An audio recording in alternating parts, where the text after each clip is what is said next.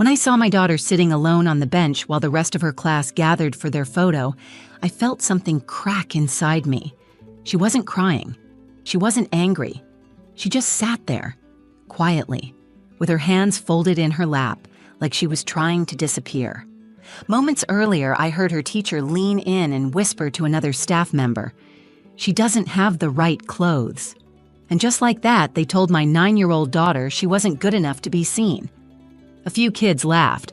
One boy pointed at her dress and said, "Is that from a thrift store?" I watched her lower her head. She didn't say a word. She didn't fight back. I stood there, frozen, holding the paper cups I'd volunteered to bring for picture day. My hands were shaking. I wanted to walk over and scream.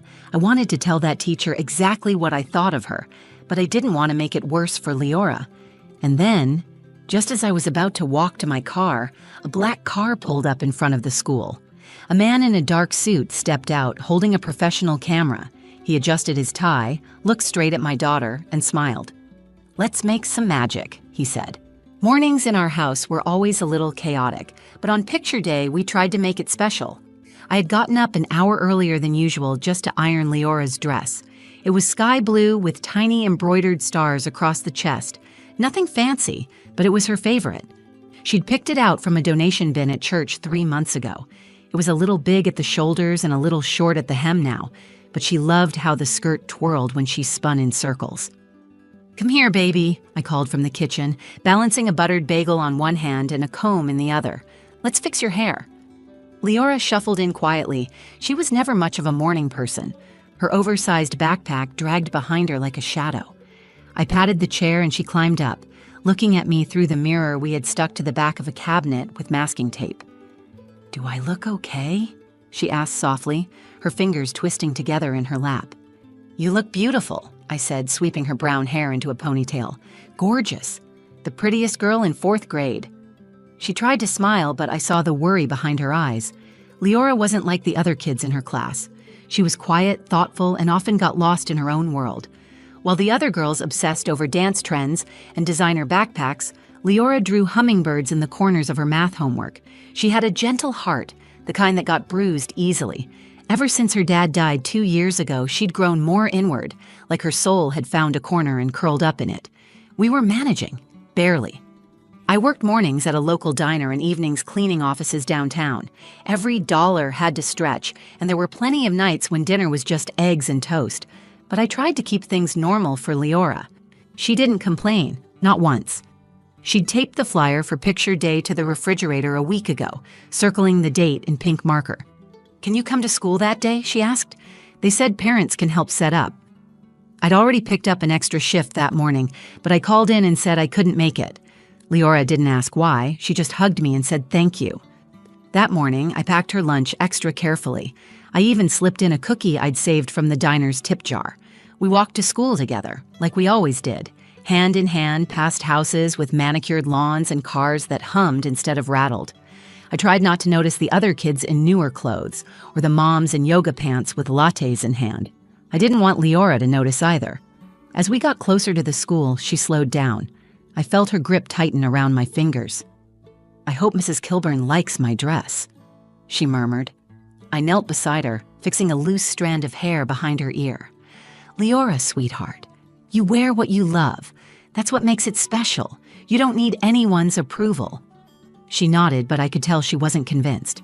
When we got to the front steps, a cluster of parents and teachers were already gathered around the gym entrance. Balloons framed the door, and a folding table held snacks and little props. Tiny chalkboards that said things like, "Class of 2033" and "Picture Perfect." Mrs. Kilburn stood nearby, clipboard in hand, her mouth pursed into what she probably thought was a smile. She was the kind of teacher who always looked like she was smelling something unpleasant. Leora gave a little wave, but the woman didn't wave back. Instead, her eyes did a quick scan of Leora's outfit, pausing just a second too long. I felt my stomach twist. I set down the bag of paper cups I'd brought and knelt beside my daughter again. "You're going to do great, okay? Just be yourself. It's all you ever need to be."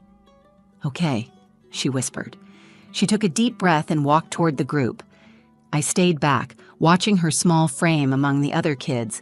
She looked so proud in that moment, so ready, so hopeful. If I had known what was about to happen, I never would have let go of her hand. Leora stood near the edge of the gym with the rest of her class, nervously smoothing the front of her dress. She kept checking the little mirror in her hand, adjusting her ponytail, trying to tuck in the wild strands. She was doing what so many kids do when they want to feel accepted, quietly working to make herself smaller, neater, more invisible. I stood off to the side with the other parents, clutching a stack of napkins I'd brought. It was warm in the gym, stuffy with the smell of hairspray and cupcakes. The kids buzzed with excitement. A photographer was adjusting lighting equipment at the front of the makeshift photo backdrop. Blue-gray sky, painted clouds, the words, Class of 2033, written in gold letters across the top. Mrs. Kilburn's voice cut through the chatter. "Okay, everyone, find your buddy and line up by height." The kids scrambled into rows.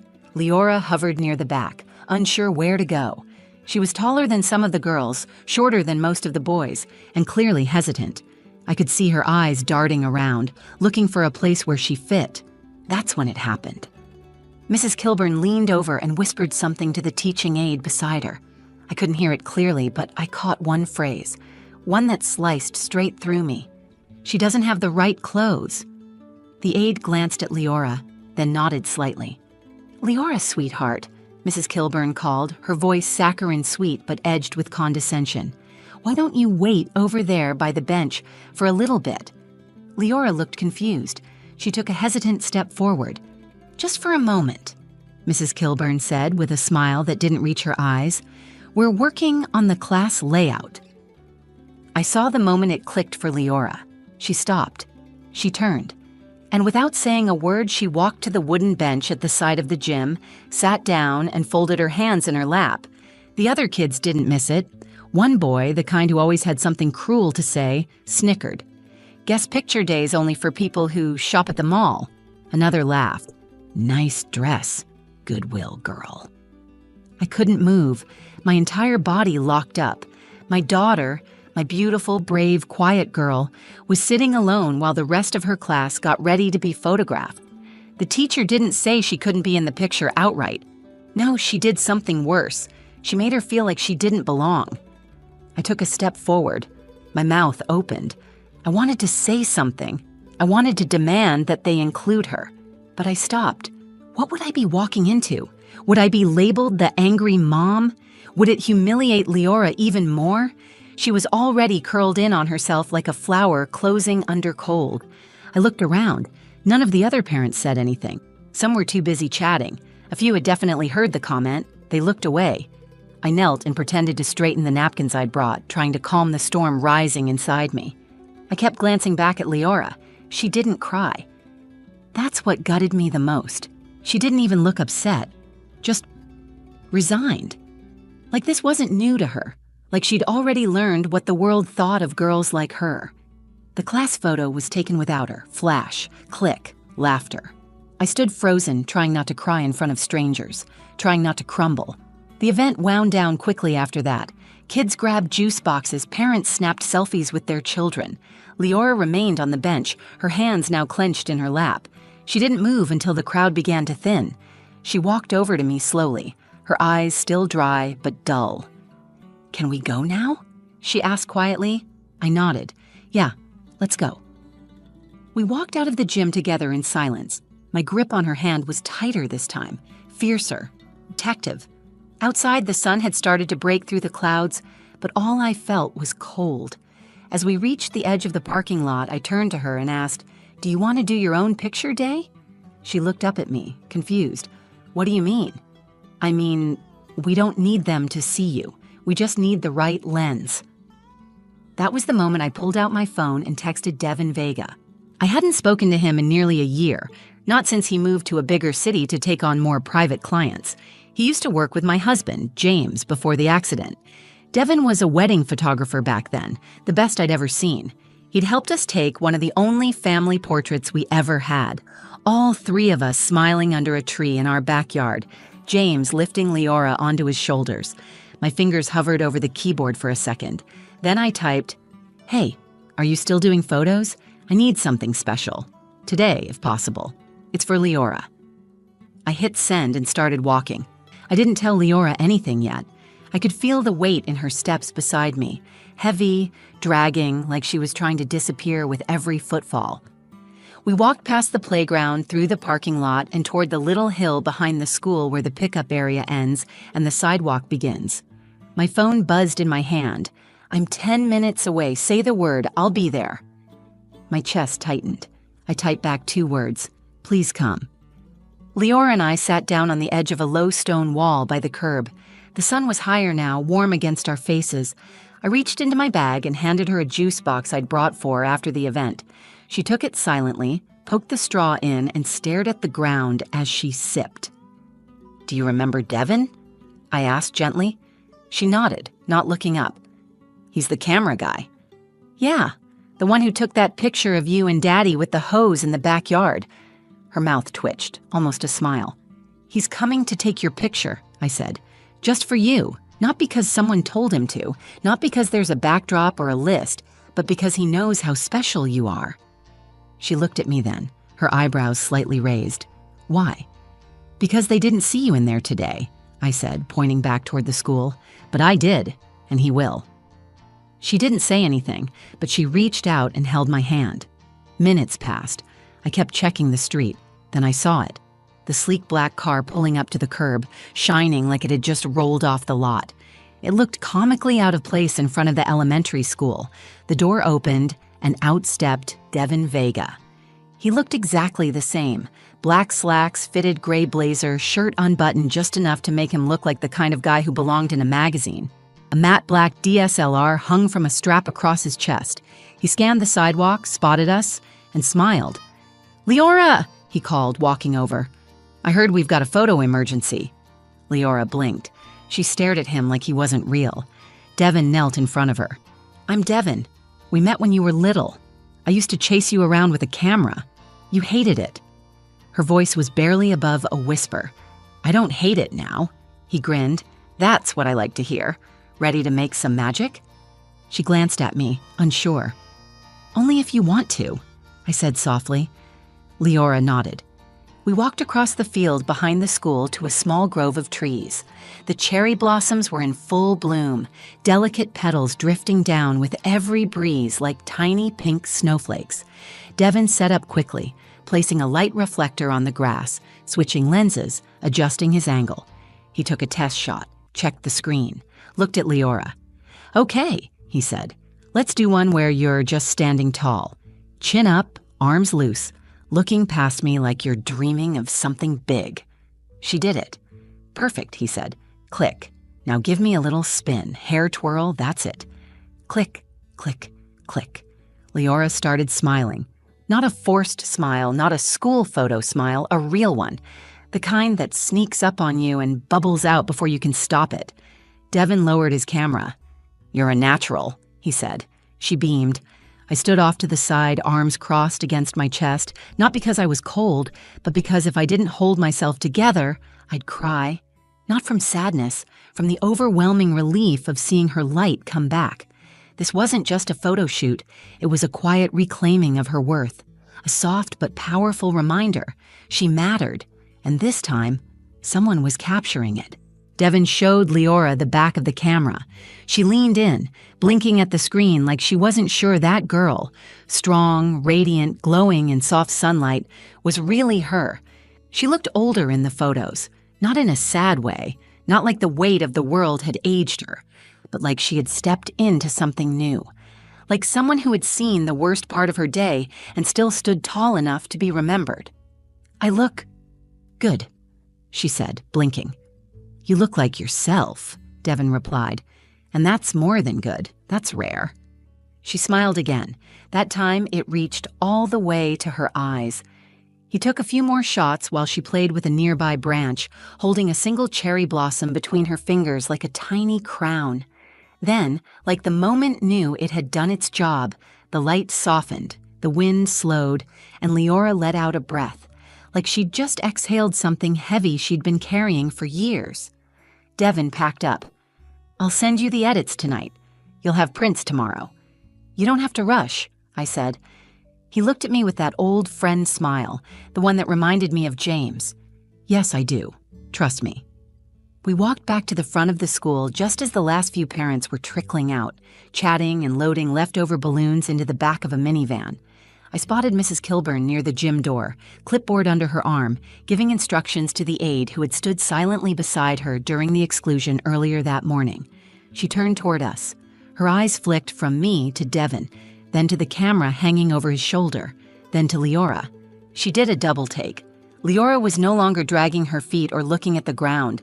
She was walking straight, steady, her shoulders back, and she wasn't letting go of my hand. We stopped beside the gate. I didn't say a word. Devin, however, had no such restraint. He pulled a sleek black card from his wallet and handed it to her. "Vegas Studios," he said with an easy smile. "Feel free to reach out next time you want everyone included." He didn't wait for her to respond. He turned back to us and gave Leora a playful salute. "You were incredible today." She grinned and gave him a tiny wave. Mrs. Kilburn didn't say anything, just looked down at the card like it might bite her. We got in the car and drove home, windows down, the spring air brushing through our hair like the world was trying to start fresh. Leora leaned her head against the seat and hummed a little tune under her breath. She hadn't done that in a long time. When we got home, she went straight to the bookshelf and pulled down the old photo Devin had taken years ago, the one of James lifting her into the air, both of them mid-laugh. She stared at it for a minute, then looked up at me. "Do you think Daddy would have liked the pictures?" I didn't even hesitate. He would have framed every single one. He'd probably carry them in his wallet and show them to strangers. She giggled, the kind that starts deep and rises like bubbles. "You think he'd put one on the fridge?" "He'd take down the grocery list to make space." She nodded seriously. "Good, because I want to put one there too." That night, after she went to bed, Devin sent the files. Every photo was better than the last. Her face lit up like it had caught fire from the inside. The way her hair blew slightly in the wind, the petals frozen mid-fall, the proud way she stood in her dress, it all looked like something out of a magazine spread. And not just because Devin was talented, because that day Leora had been seen, really seen, not for what she was missing, not for what she didn't have, but for who she was, soft and steady, thoughtful and brave. I printed out the one where she was looking directly into the lens, lips parted slightly like she was about to say something important. I taped it on the fridge, right next to James and that old hose picture. 2 moments, 2 snapshots of truth, one of the day she was lifted into the air, and one of the day she learned to stand on her own. The next morning, the first thing Leora did when she woke up was walk straight to the fridge. Her hair was still wild from sleep, and her pajama pants were too short at the ankles, but her face lit up when she saw it. Her photo, the one Devin had sent over at midnight, printed, trimmed, and pinned neatly next to the one of her and James. The light coming in from the kitchen window landed right on her smile. She stood there quietly, studying it. "I like it," she said after a minute. "You should. You look like a superhero," I said, handing her a piece of toast. She smiled down at the photo again, then whispered, "I didn't feel like one yesterday." "You were one yesterday," I said. "You were brave." She took a bite of toast and leaned her head against my arm. "Did you tell Devin thank you?" "I did," I said, "but I think he already knew." That afternoon, I got a call from the front office at the school. The secretary's voice was stiff, like she was reading from a script. She told me Mrs. Kilburn had asked to speak with me. I asked if it was about yesterday. There was a pause, then a quiet yes. I didn't go. I didn't need to hear her explain. I didn't want a rehearsed apology or some sanitized explanation of how policies or misunderstandings had led to what happened. I already knew what had happened. And more importantly, so did Leora. She had felt it. We don't need to be invited into every room to know our worth. Some rooms aren't built to hold the right people anyway. Instead, I printed 5 more photos. I gave one to Leora's art teacher, who had always encouraged her creativity. I mailed one to my mother, who cried when she saw it. I kept one for myself, tucked inside a book I'd been reading since James passed, one I hadn't been able to finish until now. Leora brought one to school. She didn't say much when she walked in that day. She tucked the photo into her folder, walked past Mrs. Kilburn's classroom, and went straight to the library. Her art teacher told me later that she spent the whole lunch period drawing cherry blossoms around a camera with the word "seen." written in big block letters at the top of the page. That weekend, I took her to the local print shop and had her drawing turned into a poster. We hung it on her bedroom door. A few weeks later, one of the other moms from school messaged me on Facebook. I saw the pictures Devin took. They're beautiful. I had no idea Leora was so photogenic. She's always been beautiful, I replied. She just needed the right lens. I didn't hear back, but I didn't need to. Because this story wasn't for them. It was for every kid who's ever been left out of the frame, for every parent who's watched their child shrink under the weight of someone else's judgment, for every girl who's been told she isn't enough because her shoes aren't new, or her dress isn't on trend, or her voice isn't loud. Leora didn't need a staged backdrop or matching outfits or validation from people who couldn't see her in the first place. She needed someone to step in and say, "You matter," not because of what you wear, but because of who you are. Now, months later, that photo still hangs on our fridge. And every time I pass it, I think about the quiet power of being seen. It doesn't take a viral moment or a grand gesture. Sometimes all it takes is a black car, a camera, and a friend who shows up when it matters most, and a girl who learns that her value isn't up for debate.